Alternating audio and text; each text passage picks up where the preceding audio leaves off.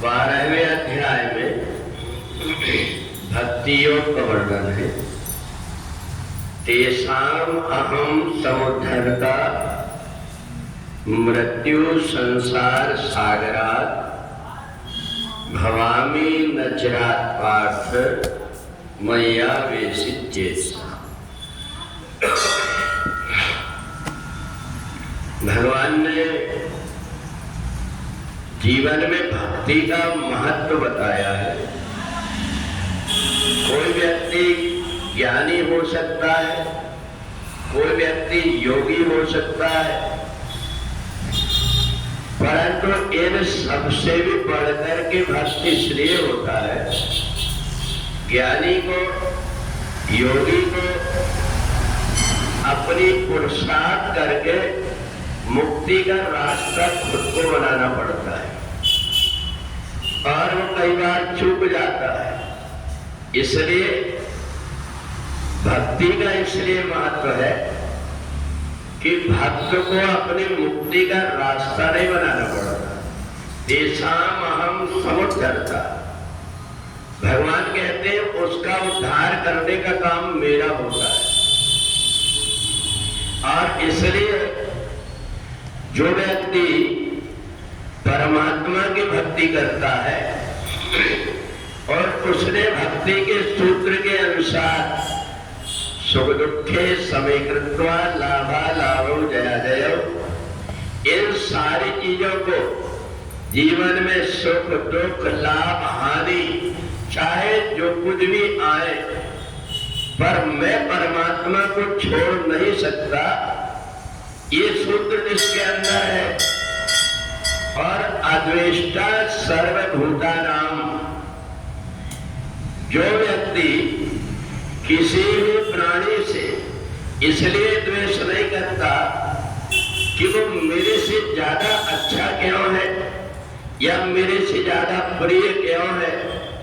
अद्वेष्टा सर्वभूतानाम, इतनी गंदगी उसने मन से निकाल दिया तो उसका उद्धार करने के लिए परमात्मा ही अपने आप आते।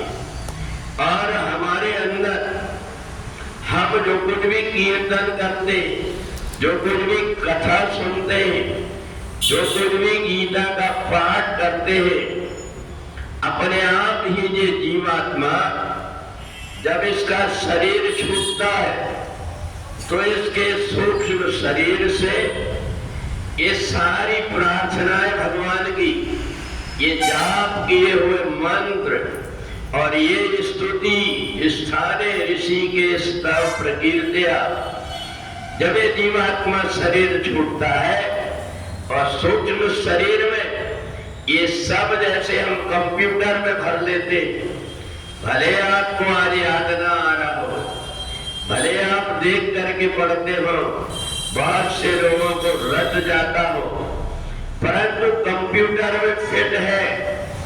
जैसे ही अपना स्थूल शरीर छूटा और सूक्ष्म शरीर का अंदर का डिवाइस चालू हो गया और जब ये जीवात्मा परमात्मा के धाम की तरफ जाता है तो अंतरिक्ष में रहने वाले जितने भी यक्ष गंधर्व है, देवता है, ऋषि है, मुनि है, वहां से लेकर के स्वर्ग तक इसने जितना भी सत्कर्म किया है इसके खुशबू को बिखेरते जाता है।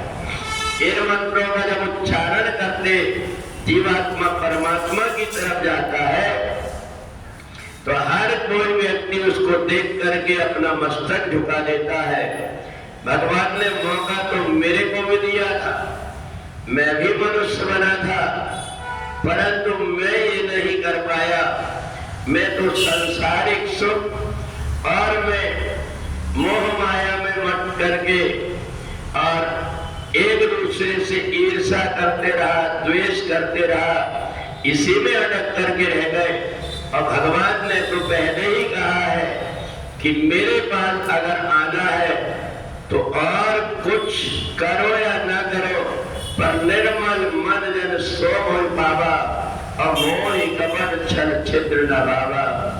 जो व्यक्ति अपने अंतःकरण को पवित्र कर लेता है वो जीवात्मा का कहीं जाकर के जन्म लेता है तो भी गुनगुनाते हुए आता है, और परमात्मा की तरफ शरीर छोड़ करके जाता है तब भी उसके मंत्र का उच्चारण होते जाता है।